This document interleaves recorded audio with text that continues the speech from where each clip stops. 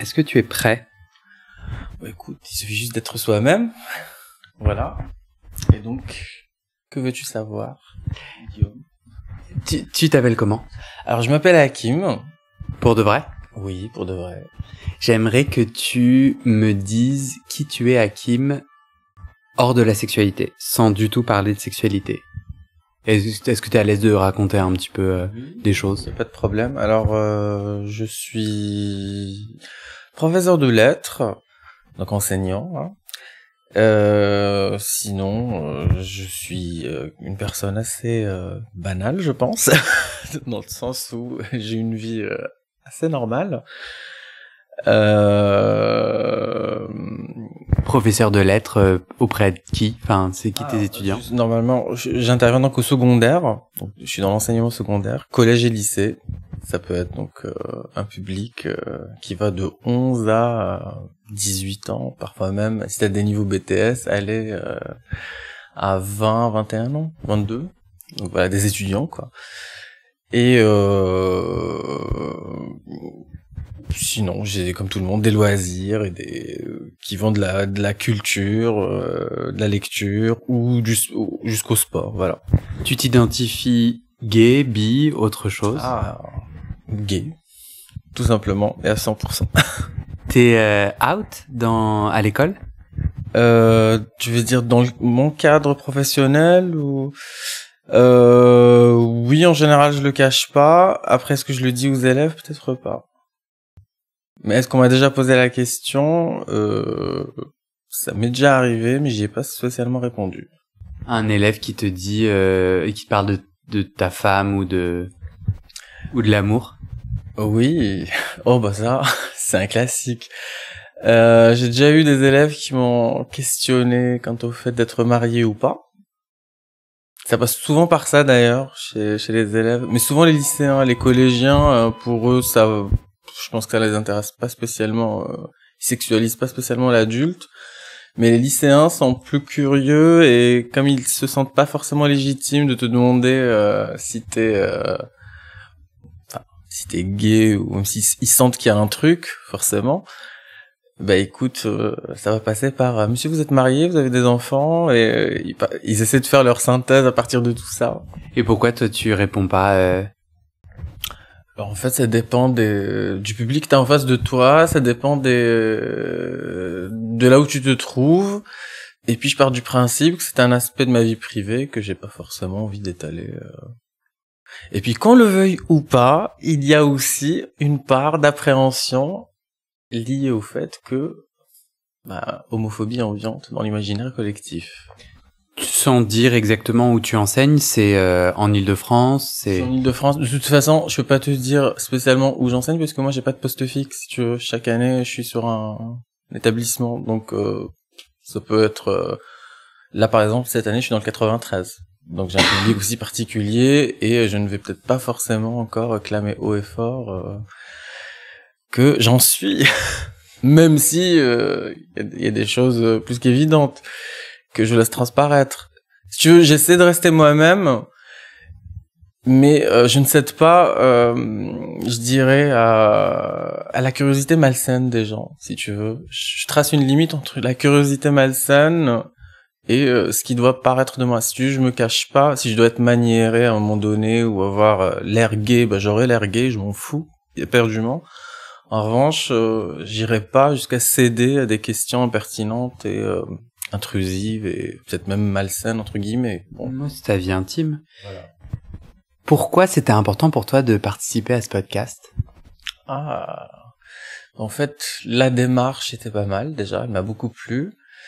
Ta démarche à toi, pour le coup. Le côté mise à nu est décourageant, il peut faire peur, ça c'est sûr. Mais pourquoi tu le fais alors? Je pense qu'il y avait un besoin de verbaliser certaines choses. Et je sais pas, t'es tombé à point nommé à un moment où j'étais un peu en train de faire une espèce de point avec moi-même concernant ma vie sexuelle, une espèce de bilan. Et le jour où j'y réfléchissais, comme par hasard, tu m'interpelles sur Gay Romeo en me disant « Oui, je fais tel projet, est-ce que tu souhaiterais ?» Et là, je me suis dit soit il lit dans mes pensées, soit il y a un truc, je sais pas, les planètes se sont alignées, donc allez, soyons spontanés et faisons ça. T'en es où du coup de ton bilan sur ta sexualité? Qu'est-ce qu'il dit le bilan? Alors qu'est-ce qu'il dit le bilan? Il dit que en fait, plutôt le bilan, il aboutit à une nouvelle question, si tu veux. J'arrive pas à savoir est-ce que c'est une progression, est-ce que j'ai progressé ou est-ce que j'ai régressé. Ça, j'arrive pas à le savoir. Maintenant, si tu veux en savoir plus, c'est à toi de poser les bonnes questions. Ok. Si tu prends les emojis du podcast, ta sexualité aujourd'hui, si tu devais sélectionner les emojis qui représentent ta sexualité aujourd'hui. Je prendrais l'aubergine. Ça veut dire quoi pour toi?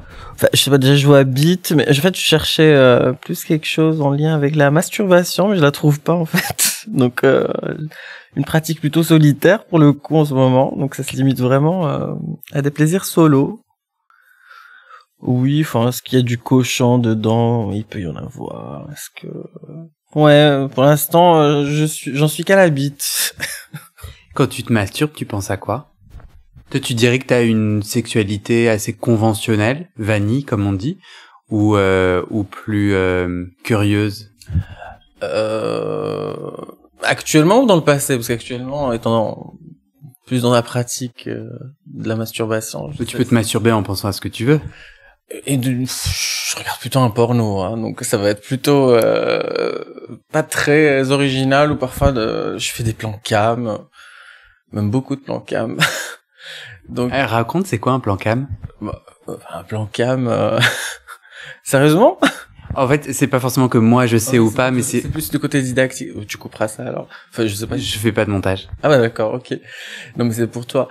Et du coup, alors c'est quoi un plan cam? C'est tout simplement de la masturbation en visioconférence, si tu veux, à partir d'un logiciel qui permet de mener un chat vidéo, Skype, maintenant on en a plein avec Zoom, et je pense que c'est devenu la sexualité de beaucoup de monde d'après le confinement.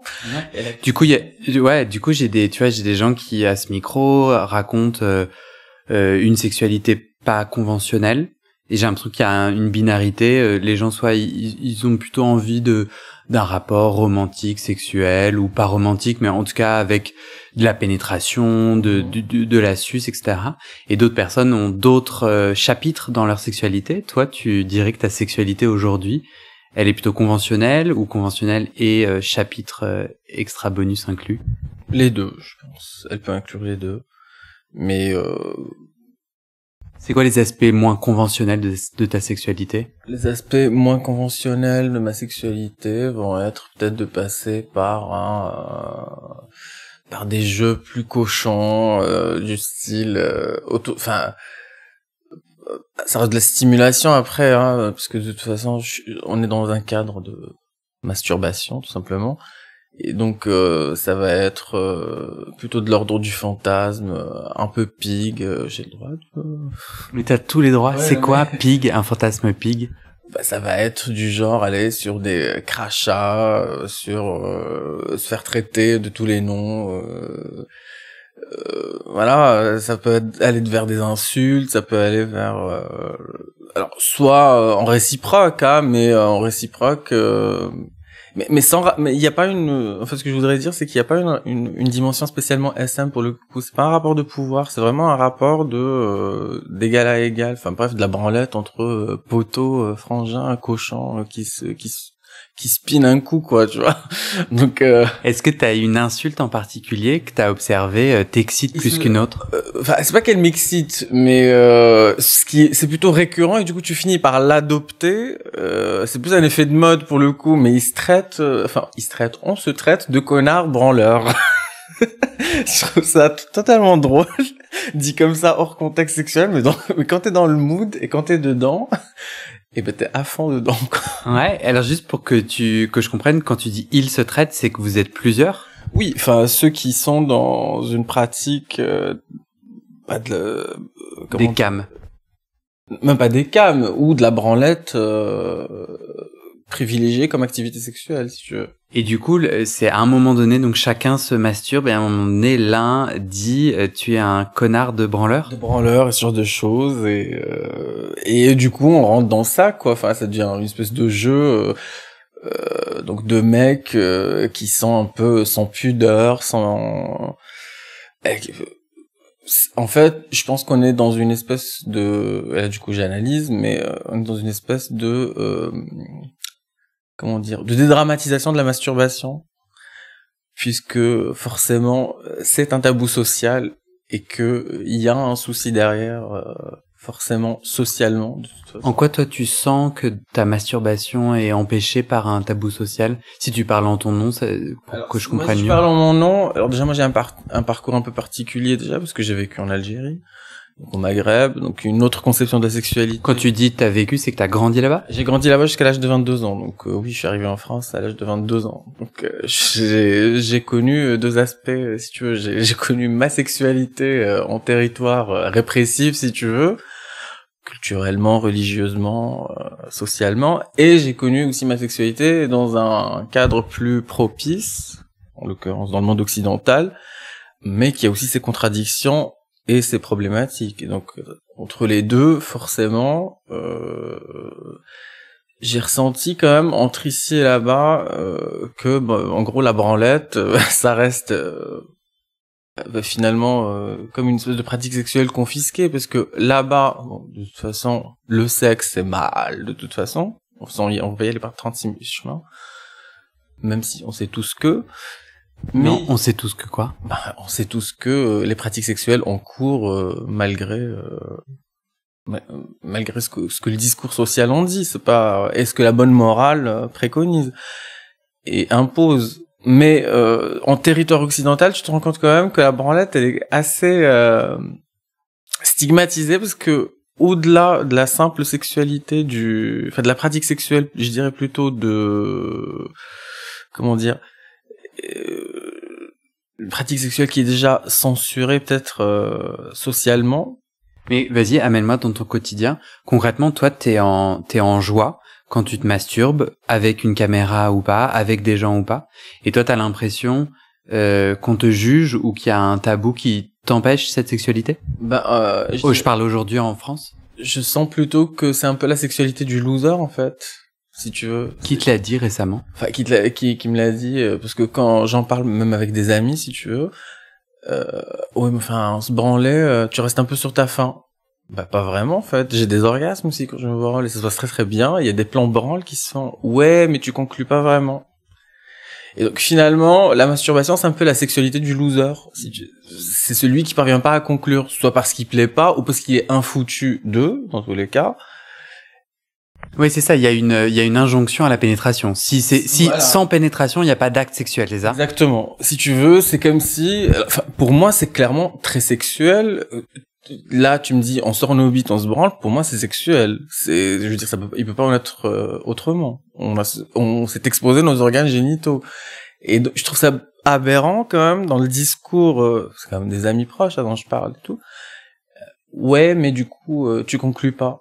Mais c'est vrai que j'ajouterais même que j'ai l'impression que dans un acte sexuel sans pénétration est un acte raté. C'est même pas c'est pas un acte sexuel, mais c'est un acte raté. Souvent on a tous eu ça au début de notre sexualité. Même moi j'ai tenu ce discours là. Ouais, mais on n'est pas allé jusqu'au bout. Ouais. Au bout de quoi en fait? Si on s'est sucé, si on s'est branlé ou si on s'est touché les parties intimes, c'est un rapport sexuel. Toi, c'est quoi ton rapport à la pénétration? C'est quelque chose que t'as essayé qui te fait pas plaisir? Alors, je vais te surprendre, moi qui prends la branlette là. Tu parles à un gros ex-passif. Donc, est-ce que je m'en suis pris plein le cul? Oui, comme tout le monde, je pense. Mais est-ce que j'en ai ras le cul aujourd'hui? Oui, aussi, bizarrement. On risque de te surprendre. Ok, donc c'est ça ton bilan quand tu te demandais est-ce que c'est mieux ou moins bien, c'est par rapport à la pénétration. Si tu veux, alors j'ai profité pleinement de ma sexualité. Je ne regrette absolument rien. J'ai aimé chaque rapport sexuel que j'ai vécu en tant que passif. Mais je me suis rendu compte si tu veux, ces 4 ou 5 dernières années en faisant un bilan, que on en arrive. J'espère que du coup ça va te faire un peu trop classique parce que ça va faire écho à tes autres podcasts. Mais on en arrive toujours à la distribution des rôles, actif, passif, versa. Et j'ai l'impression que on m'a enfermé à un moment donné dans ce rôle-là. Alors on m'a enfermé dedans et je m'y suis enfermé aussi. Dans le rôle du passif. Dans le rôle du passif, pour un tas de raisons. Enfin, il n'y a pas de secret là-dedans. Enfin, je dirais qui me concerne. Moi, j'ai toujours, physiquement, j'ai toujours correspondu au petit minet minouche, quoi. Ah bon? Tu veux bien te décrire Physiquement? Alors là, déjà, tu me vois avec la barbe et tout, mais avant, alors sans barbe, j'ai toujours eu un physique de gamin, si tu veux, de tête. Si tu veux, moi, j'ai montré une pièce d'identité pour entrer en boîte de nuit jusqu'à l'âge de 25 ans. Donc, sans barbe, c'était dramatique. Et du coup, j'attirais souvent des mecs soit plus âgés, ou j'attirais vraiment l'actif de base, le gros queutard qui se cherche le petit passif, tu vois. Alors le seul truc où je dénote, c'est parce que je suis quand même poilu, hein. Je te montre là mes poils. Donc j'étais au moins pas un berbli dans le stéréotype du passif. Ça, c'était avant, parce que aujourd'hui, je n'y suis plus. Enfin, je veux dire, tu corresponds pas physiquement à ce je critère. corresponds pas à ça déjà. Donc le fait que j'ai de la barbe, que ça laisse entrevoir une certaine pilosité, et puis le fait de j'ai plus de 30 ans quand même, donc ça aide aussi de mûrir un peu. Mais j'avais entendu le contraire. J'avais entendu que quand on est racisé, notamment surtout quand on est arabe, on est plutôt dans la catégorie de l'homme actif dominant. On est enfermé dans cette catégorie-là. J'ai mal compris ou c'est juste pas ta réalité? Oui, ça peut arriver, mais moi ça n'a pas été ma réalité, si tu veux. C'est plutôt un parcours particulier. Enfin, ça n'a pas été ma réalité. Dans la mienne, j'étais plutôt déjà j'ai pas un physique hyper typé. On va pas se mentir. Et d'ailleurs, j'ai très mal vécu mon physique un peu occidental entre guillemets, si tu veux, quand je vivais en Algérie, parce que le côté miné plus le côté un peu lissé typé occidental faisait que j'attirais un peu trop justement des mecs qui voyaient au moins qu'un passif. On va pas se mentir, on était limite dans un jeu daddy fiston, c'est plutôt plus des pédophiles quoi, qui se cherchaient un mec. Moi j'ai déjà par exemple je me suis déjà pris des râteaux auprès de certains mecs quand j'étais en Algérie, qui trouvaient par exemple que j'étais trop poilu pour eux, que c'était trop viril, qui cherchaient en fait des jeunes mecs, tu vois, dans le style faible, lisse, etc. Et de ça, moi, je n'avais que le visage. Et donc, j'avais le visage d'un gamin collé sur le corps d'un mec, et c'était pas... si tu veux, je n'ai esthétiquement trouvé ma place dans tout le jeu social des attirances, etc., qu'en vivant en territoire occidental. Ou en côtoyant une communauté gay plus diversifiée, qui se déployait... Mais j'ai du mal enfin, aide-moi à comprendre, puisque tu disais j'en ai ras le cul. Et t'as ras le cul de quoi? Alors j'en avais ras le cul d'être passif, si tu veux, à un moment donné.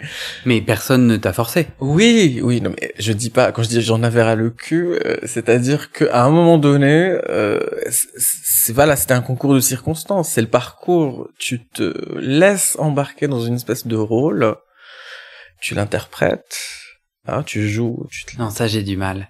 Faut que tu m'expliques parce que je vois pas comment tu peux te laisser embarquer. Enfin, sur les apps, le mec qui dit je suis actif et je vais te défoncer, c'est toi qui lui réponds. Est-ce que tu peux m'expliquer? Je crois comprendre ce que tu veux dire, mais tu peux m'expliquer avec tes mots comment tu t'es laissé embarquer? Comment est-ce possible?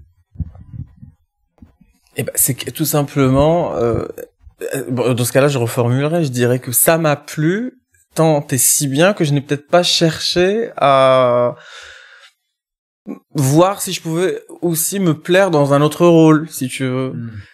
Et d'une certaine façon, c'est que moi-même j'ai fini par adhérer à cette image de moi qu'on me renvoyait, et du coup je n'ai pas cherché à creuser plus loin. Et donc en faisant mon bilan, je me suis dit non en fait, T'as pas à être le passif du coin, et donc tu peux essayer d'explorer autre chose. Tu l'as fait?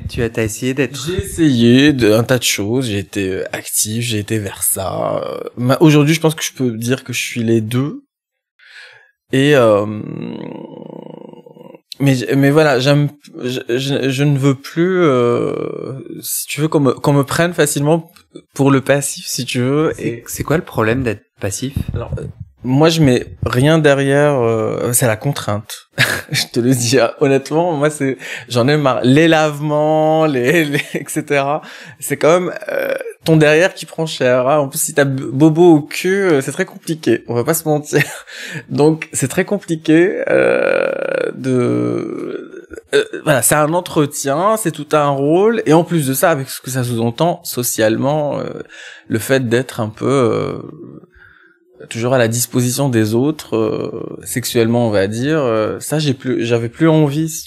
Ça c'est le passé du coup, mais j'ai l'intuition ou j'ai l'impression d'entendre que t'es pas tout à fait encore satisfait de ce que tu as ou de ce que tu es aujourd'hui. Non, parce que bah oui, forcément. On est toujours pas on est toujours et même jamais satisfait. On ne peut qu'espérer plus. Bah oui. Bah, dis-je, parce que moi je me retrouve pas trop dans ton propos, mais j'entends que pour toi, ouais, t'es pas satisfait. Qu'est-ce qui ne te satisfait pas? Bah, disons que, pour l'instant, c'est assez solitaire et que dans l'idéal, j'aimerais bien aussi, trouver quelqu'un. Ça, c'est sûr, mais Toi, tu sais ce que tu vises, oui. C'est l'amour? Le couple? Je pense qu'on le vise tous un petit peu. Pour ceux qui ne le sont pas, qui ne sont pas célibataires, oui, mais oui. Je pense non, est-ce que l'épisode est... Si, j'ai l'épisode d'Olivier. Oui. Qui a pas envie d'être en couple et qui raconte pourquoi. Non, je pense pas que être célibataire veut forcément dire qu'on a envie d'être dans un couple. Voilà, et certainement pas un couple conventionnel. Là, je reformule. Oui, je devrais pas généraliser, tu as raison. Mais donc toi, c'est ta joie, c'est ton envie. Mais je comprends pas, c'est quoi les obstacles? Qu'est-ce qui t'empêche? Donc tu te dis, j'ai été passif tout ce temps-là, j'ai bien kiffé, maintenant j'ai envie d'autre chose, et je suis vers ça, voilà. Et maintenant je cherche l'amour. Il y a pas de problème du coup? Oui, mais là en ce moment, je suis plus dans une pratique de sexualité et de masturbation, donc plutôt solo. Alors, ce qui est passé par là, c'est surtout la période crise sanitaire et confinement. Ça m'a un peu... je sais pas, ça nous a un peu coupé, je pense, dans tous, mais moi en tout cas, ça m'a un peu... cet isolement a fait que j'ai fini par faire de moins en moins de rencontres, si tu veux, et... Tu fais un lien avec ta sexualité, c'est-à-dire ton... Et du coup, le fait de faire de moins en moins de rencontres a fait que j'ai fini par en arriver à une pratique sexuelle de plus en plus solitaire aussi. Et qui te satisfait pas tout à fait. Mais, oui, mais du coup, j'aimerais bien être avec quelqu'un avec qui je peux concilier tout ça, si tu veux. Et j'ai l'impression qu'aujourd'hui, quand tu fais une rencontre, tout le monde axe tout sur le rapport sexuel avec pénétration, etc. Et moi, j'ai pas envie de ça. Mais qu'est-ce qui t'en empêche de pas... Non, mais rien ne m'empêche. Je veux dire, j'essaye de faire des rencontres, mais la plupart des mecs cherchent une pénétration. Donc, qu'est-ce que tu fais avec ça? Si je t'entends bien, toi, aujourd'hui, est-ce que tu te considères vers ça? Donc, t'es dans la joie d'être pénétré ou de pénétrer? Ou je crois entendre que t'aimerais même une sexualité qui a pas ou peu de pénétration? Je ne pas, axé que sur la pénétration. Tu veux bien de la pénétration une fois par semaine? Si on veut, mais en tout cas... une fois par mois. Peu importe, j'ai pas de fréquence à spécifier comme ça, c'est pas quantifiable, ça dépend aussi de la dynamique que t'as avec la personne, je veux dire, c'est pas possible de s'exprimer dessus comme ça. Mais je ne veux plus le vivre vivre le rapport sexuel comme une pression au sein du couple. Moi, j'ai déjà eu une longue relation, pour être franc avec toi, et avec un mec exclusivement actif, parce que j'attirais aussi souvent ces mecs-là. Et si tu veux, j'ai vécu souvent le rapport sexuel comme une pression permanente. Et il y avait des jours où je me faisais prendre le derrière parce qu'il me harcelait en fait. Et je cédais pour qu'il me foute la paix. Je sais pas si tu vois le truc. C'était compliqué pour toi de dire non, parce qu'il pouvait se passer quoi si tu disais non? Parce que on allait se prendre la tête, parce que donc, c'était pas oui, maintenant avec le recul, je me rends compte que j'étais bien stupide, mais j'aurais dû dire non. Mais quand t'es dans une dynamique de couple, etc., il y a des moments où t'achètes la paix, en fait. J'achetais la paix en m'envoyant en l'air contre mon gré, en fait. C'est horrible et terrible ce que je dis, je m'en aperçois, mais tellement vrai ce que je te raconte, du ressenti que je te raconte là, c'est tellement vrai. Et du coup, si tu veux, c'est ce schéma-là que je fuis maintenant. Je le fuis définitivement. Je ne veux plus subir une vie sexuelle pour garder un mec en plus et qu'on tombe dans cette espèce de schéma vulgaire où ça devient même une preuve d'amour. Je suis désolé, ça marche pas comme ça. Du coup, est-ce que j'entends que c'est moins une question de qui pénètre qui et à quelle fréquence, et plus une question d'un couple où le consentement et la parole de chacun est respecté, quoi? Oui, globalement, on peut aussi, on peut rajouter ça aussi. Parce que t'as l'impression que quand tu te présentes sur les réseaux de rencontres, ça bloque au niveau de la question de la pénétration, c'est ça? Et ou du consentement? De toute façon, j'ai l'impression qu'au niveau des réseaux ou des sites de rencontres, ou quand tu essaies d'entreprendre quelque chose avec quelqu'un, la plupart arrivent en t'imposant déjà leurs règles du jeu, si tu veux. Donc, lesquelles? À savoir, moi, je suis actif, j'aime ci, j'aime ça. Ok, dommage, tu me plais, il y a une conversation, mais ce que tu proposes, c'est pas un programme qui m'intéresse. Ok, ciao. Ciao, tu vois, fin de la rencontre, fin de la discussion. Donc on est tous là, on campe sur nos positions et personne ne fait de compromis, puis de toute façon c'est un peu l'impasse. Mais parfois on peut faire de belles rencontres, hein, y a pas de... Tu disais tout à l'heure que tu es arrivé en France à 22 ans et que il y a eu un tournant et à la tu t'attendais à une libération sexuelle peut-être et tu disais en fait c'est pas si libérateur que ça. En fait, c'est quoi ta question concrètement? Ouais, tout à l'heure tu me disais que t'es arrivé à 22 ans en France. Je serais curieux de savoir ce que t'as découvert de la sexualité. Enfin, tu disais en Algérie, c'est quand même un endroit d'oppression et tu t'attendais à une libération. Qu'est-ce qui s'est passé pour toi à 22 ans? Je vais d'abord te donner un bref aperçu de ma vie en Algérie. Alors, c'était pas une vie spécialement traumatisante pour ma part. J'ai mené un mode de vie à l'occidental, si tu veux. J'ai pas attendu de venir en France pour m'assumer pleinement ou pour avoir des petits copains. J'en ai eu aussi là-bas, j'ai eu des expériences. À un détail près, c'est que, si tu veux, en Algérie, tu peux pas faire des plans cul à la fréquence à laquelle tu peux les faire ici, si tu veux. Pourquoi? Eh bien, déjà, il faut savoir que l'homosexualité est encore pénalisée en Algérie.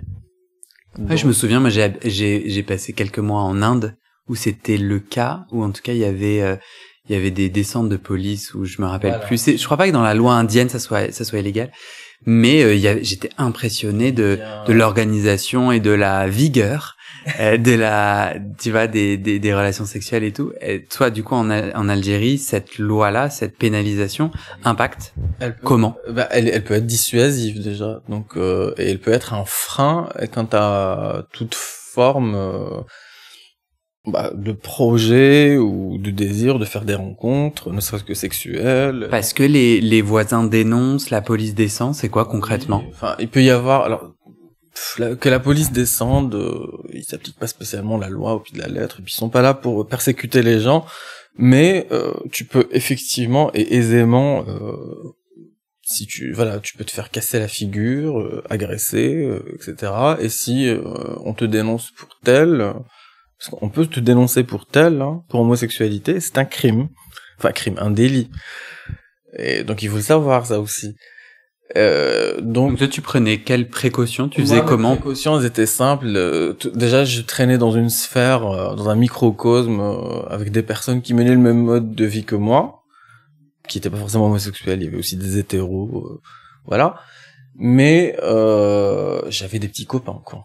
Je pouvais pas faire autrement de toute façon. Donc quand je suis arrivé en France, bah moi j'ai tout de suite enchaîné avec un petit copain. Donc et c'est en me séparant de ce petit copain-là, dont je te parlais, avec qui j'ai eu une relation assez intense et assez longue et assez compliquée aussi, et avec qui je vivais ce rapport à la pénétration un peu compliqué aussi. C'est après lui que j'ai dû finalement redécouvrir ce que c'était que les plans cul, puisque je n'en avais pas spécialement une certaine expérience. Et moi, les premiers temps, ça a été très compliqué, parce que quand je faisais un plan cul, je voyais un mec, ça collait, on s'envoyait en l'air, je voulais le revoir. Mais la personne me disait non, on se revoit pas, c'était juste un one shot. Ça, c'est un truc que je pouvais pas comprendre forcément tout de suite. Et franchement, ça m'avait mis dans tous mes états, je me souviens, parce que je me dis, mais c'est quoi le truc? C'est que je pue, ou il y a un truc. Un jour, donc il y a un gars avec qui on a fait passer une super nuit. J'avais fait ma première tousse d'ailleurs à l'époque. Alors, c'était une tentative, parce que finalement, je n'ai fait que fréquenter ce garçon-là pendant toute la soirée. Et on est allé chez moi, à l'époque j'habitais à Porte-de-Pantin, et on a couché ensemble chez moi. Et on a dormi ensemble. Puis, silence radio. J'ai cherché à le revoir, je lui ai dit, il s'appelait, je crois, Mathias. Je sais plus ce qu'il est devenu. Et je lui dis, mais je croyais que ça collait. Il me dit, mais t'as rien à te reprocher, c'était très bien. Et je lui dis, bah pourquoi alors? Il me dit, bah c'était juste comme ça, c'était une fois, et puis c'est tout. Et je lui dis, explique-moi ça.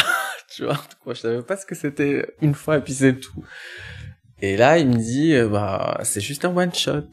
Et à cette époque-là, toi, tu t'étais déjà dans ta recherche d'amour, de couple, non, ou là, à ce moment-là, comme je sortais d'une relation, moi, je n'étais pas forcément dans l'optique de me mettre en couple. Mais il m'apparaissait comme allant de soi, même pour du sexe, d'avoir un partenaire régulier. C'était aussi étrange que cela puisse sonner. C'était le cas. Et aujourd'hui, du coup, t'as des partenaires réguliers. Tu parlais de masturbation principalement. Oui, là, il peut m'arriver d'avoir ça aussi, mais c'est pas forcément régulier, quoi. Donc c'est coup-ci coup-ça, j'ai envie de te dire. Il peut y avoir des plans réguliers comme des plans irréguliers. Et puis, Donc en fait, j'avais l'impression qu'au début de cet échange, tu disais que 100% de ta vie sexuelle, c'était de la masturbation ou des cams, c'est pas le cas.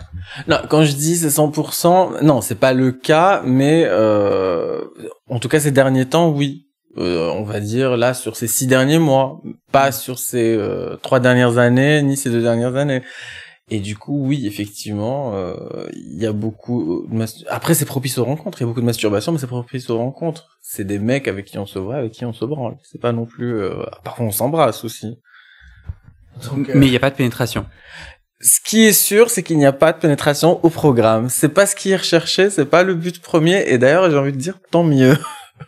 Ça me change, ça me fait des vacances. Et pour une fois, je le vis comme une espèce d'exorcisme de ce rapport conflictuel que j'avais jusque-là à la pénétration que je sentais toujours obligatoire. Donc je sais pas si les gens le vivent aussi de la même façon. J'aimerais bien échanger peut-être avec d'autres passifs à ce sujet, actuels passifs en tout cas, pour savoir où ils en sont. Mais moi, je sais pas. T'en es où aujourd'hui de ta quête d'amour, de couple? Oh un peu au point mort, mais on reste optimiste. Tu dis que la crise sanitaire, les confinements... Ça m'a un peu cassé dans mon élan, mais je pense que c'est un peu... Je vois ça en fait chez les mecs finalement. Alors, je reste quand même assez indulgent envers tout le monde, parce qu'on est tous un peu cassés dans nos élans. On est moins enclin à faire plus facilement le premier pas, à proposer autre chose. Voilà, dès que tu proposes quelque chose de sexuel, ne serait-ce que pour se branler, effectivement on est dispo, parce que ça n'engage à rien, que ça dure 5 minutes, 20 minutes, voilà. Mais dès lors qu'il s'agit d'approfondir la chose, c'est quoi le rapport avec la crise sanitaire? T'as l'impression que les gens sont sont moins dispo ou sont inquiets du Covid? Alors, je sais pas si les gens sont inquiets spécialement du Covid. Bah, pas vraiment, ça. C'est pas ce qui est problématique. Mais je pense qu'on a pris le pli d'un mode de vie plus casanier. On va de moins en moins les uns vers les autres, j'ai l'impression. Toi, si tu dis c'est genre toi, tu vas moins vers les autres. Je dis on, je mets mon jeu dans le lot, et je dis je dans ce cas-là parce que je l'ai constaté chez moi aussi. Après, moi, je fais partie des gens qui ont été confinés seuls. Je sais pas si ça, peut-être psychologiquement, ça compte et ça impacte aussi les habitudes. Peut-être c'était pas ton cas à toi parce que tu es en couple aussi, donc vous êtes à deux quand même. J'étais pas confiné avec mon amoureux, mais ouais, j'étais pas confiné seul. Voilà, mais t'étais pas confiné seul. Mais j'ai remarqué ça, et à chaque fois que j'en parle, même avec des collègues ou des amis, tous ceux qui ont été confinés seuls, on a constaté ça. Filles, garçons, tout le monde, on va de moins en moins vers les autres, on fait de moins en moins de rencarts ou de sorties. On a pris le pli d'une espèce de mode de vie plus casanier. Mais on lutte contre ça. Oui, c'est ça. Tu dis que c'est pas quelque chose que tu veux garder. Non, c'est pas quelque chose que je souhaite garder, et j'essaie de m'en défaire. Mais bon, enfin, en même temps, quand on passe d'un décret à l'autre, d'une annonce à l'autre, de la part du gouvernement, c'est un peu compliqué. Mais oui, clairement, je ne veux pas rester comme ça, parce que c'est pas ma nature de toute façon de rester comme un lion dans une cage à tourner en rond.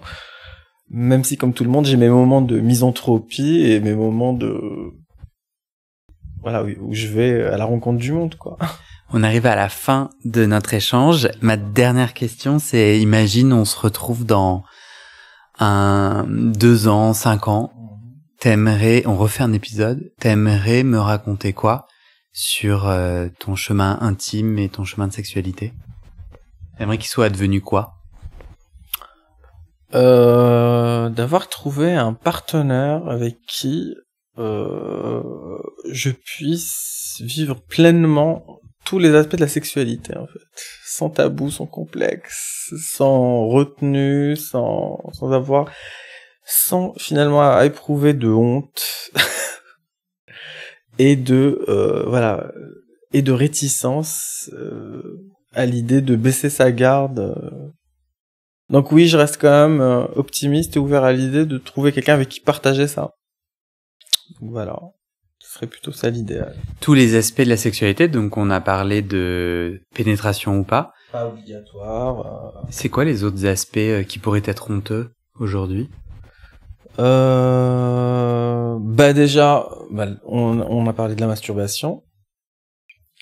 Et j'avais oublié de dire que dans mon couple aussi avec l'autre, celui avec qui j'avais donc des rapports un peu conflictuels par rapport à ça, eh bien sache que il me culpabilisait par rapport à la masturbation, et il faisait partie de ces gens-là qui ne concevaient pas que l'autre puisse se masturber alors qu'il est en couple, alors que voilà, pour moi, je voudrais aussi pouvoir me masturber même en étant en couple.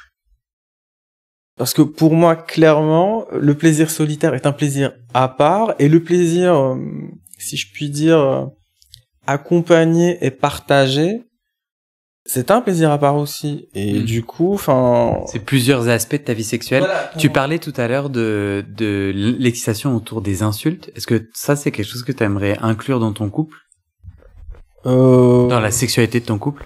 C'est pas obligatoire, c'est juste... un vecteur d'excitation parmi tant d'autres, donc je dirais pas que c'est vital, mais oui, j'aimerais bien l'inclure aussi. Enfin, j'aimerais que tout soit possible. Voilà, je suis vraiment dans la démarche de faire en sorte que tout soit possible, pas que pour moi, hein, pour l'autre aussi. Il faut que forcément qu'on soit... Ce que je vise aussi, c'est une équité et une véritable égalité, même si ce sera jamais parfait, mais il faudrait pas qu'on se bouffe mutuellement, quoi. Je sais pas si tu vois ce que je dis. Et c'est un peu très, très parasitaire, finalement, le couple à ce niveau-là. Et donc, il faut vraiment qu'il y ait une répartition équitable et équilibrée. Est-ce que tu veux le mot de la fin? Est-ce que tu as une inspiration? Le mot de la fin. Soyons heureux. Avant tout. Parfait. Merci Hakim. Je t'en prie. sais pas si c'était bien. Mais oui, c'était très bien.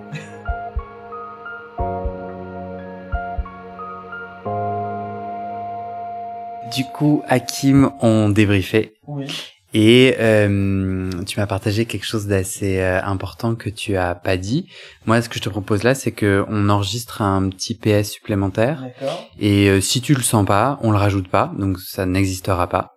Et tu me diras. Et donc tu vas dormir dessus. Est-ce que tu veux bien du coup me raconter au micro ce que tu m'as raconté une fois que j'ai appuyé sur off? J'avais dit donc que tiens, je n'avais pas évoqué certaines choses, notamment le fait que j'avais subi aussi une agression dans mon pays d'origine.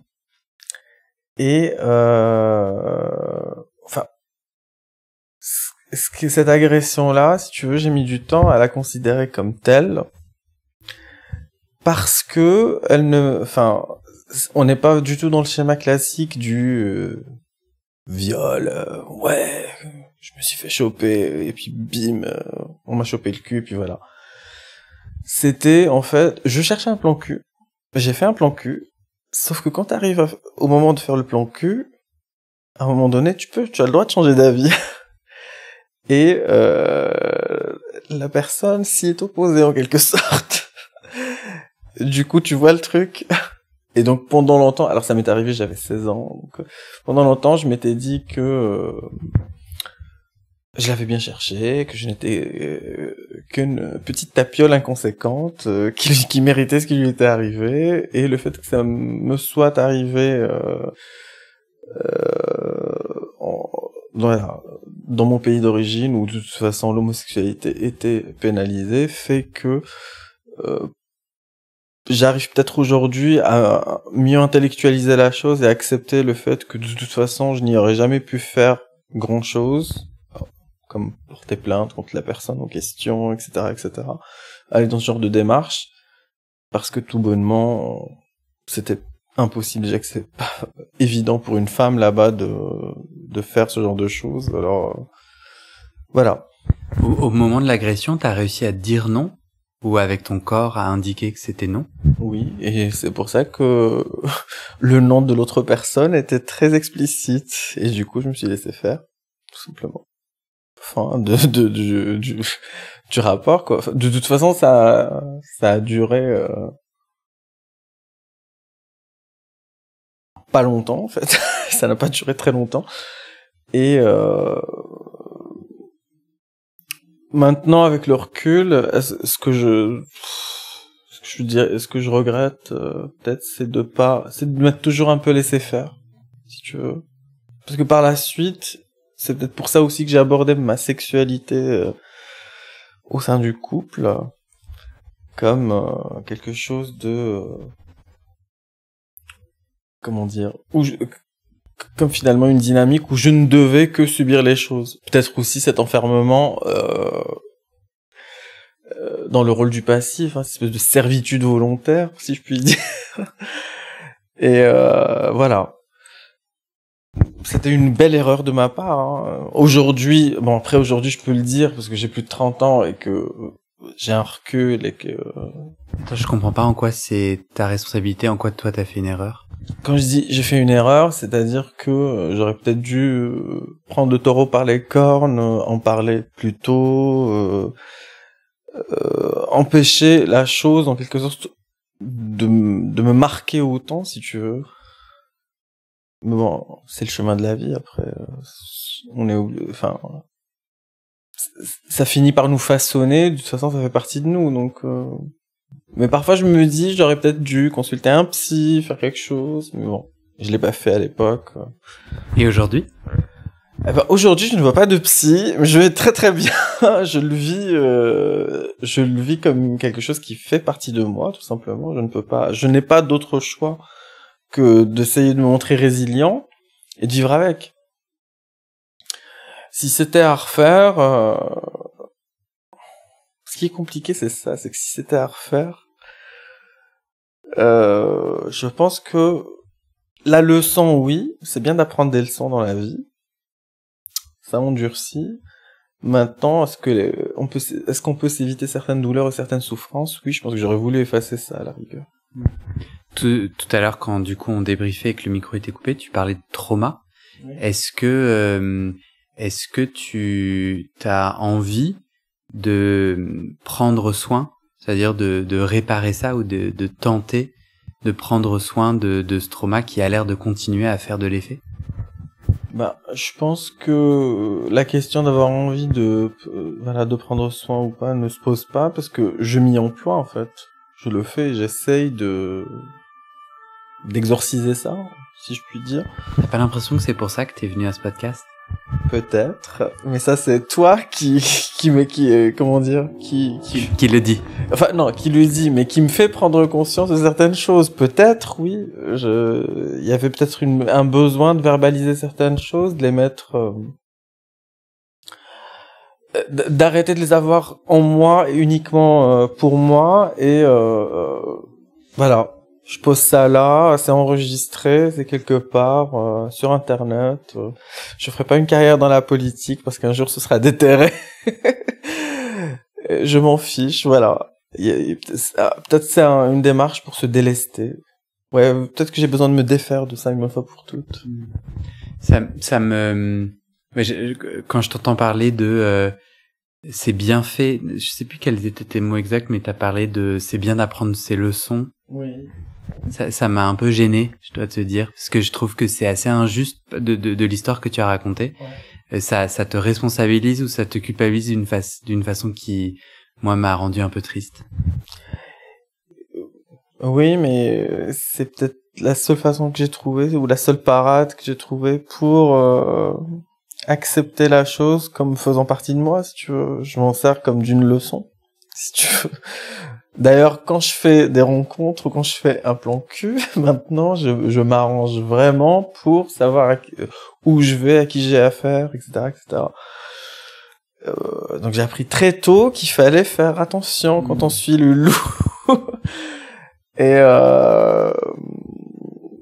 ouais, du coup, c'est peut-être une façon pour moi d'exorciser la chose et de l'accepter comme faisant partie de moi, que de considérer que j'en ai au moins tiré une leçon, parce que sinon... Moi, en tout cas, j'espère que ce podcast contribuera à ton chemin et te fera du bien. Je suis pas compétent, je suis pas un professionnel de la santé mentale compétent, mais je suis persuadé qu'il existe. Enfin, moi, j'ai beaucoup recours, en tout cas, aux professionnels de la santé mentale, psy et autres, et je pense qu'il existe des gens compétents qui peuvent aider dans ce cas de trauma pour faire quelque chose. Ouais, et donc peut-être que ce podcast c'était une façon pour toi, tu vois, de reprendre le pouvoir sur ta parole et que peut-être il y a la suite du chemin que tu auras envie de faire. En tout cas, moi, je suis pas la bonne personne et mes questions étaient certainement très maladroites aussi. Ouais, j'entends. C'est pas, je dis pas que ta question était non, enfin, c'était bien aussi de pouvoir échanger et puis je suis bien conscient que tu n'es pas un psychologue ni un psychiatre. Mais ça m'a marqué que tout au long de notre échange, t'as beaucoup parlé de consentement, oui. T'as beaucoup parlé de pouvoir, d'avoir le pouvoir de dire non, de ces injonctions à la pénétration. Je vais même pas me confesser, mais je vais même te confier que l'une des raisons qui font peut-être que j'appréhende aussi le fait de me remettre en couple, c'est que j'ai tellement mis de temps à reprendre la main sur moi-même, si tu veux, à me soustraire à tout ça, au fait d'être sous la coupe de quelqu'un. Quand je dis sous la coupe, enfin c'est métaphorique, hein, on n'était pas non plus dans un rapport SM dans mon ancien couple, mais que maintenant j'ai peur de perdre ça, tu vois, j'ai peur de perdre mon autonomie psycho-affective, si tu veux, et peut-être qu'une part de moi vit aussi la structure du couple comme une menace de mon autonomie individuelle. Je sais pas, c'est vraiment de la psychologie de comptoir. Je me fais, c'est de la gnognotte ce que je raconte. C'est pas précis, c'est pas. Je me lance dans des interprétations, mais peut-être qu'il y a une part de ça qui fait que Bah en tout cas, je te souhaite bon chemin. Je sais pas ce qu'on peut te souhaiter. Qu'est-ce que je peux te souhaiter? Bon chemin, ça te va? Oui, ça me va. Je me contente de peu. Bon cheminement. Oui. Merci. Merci.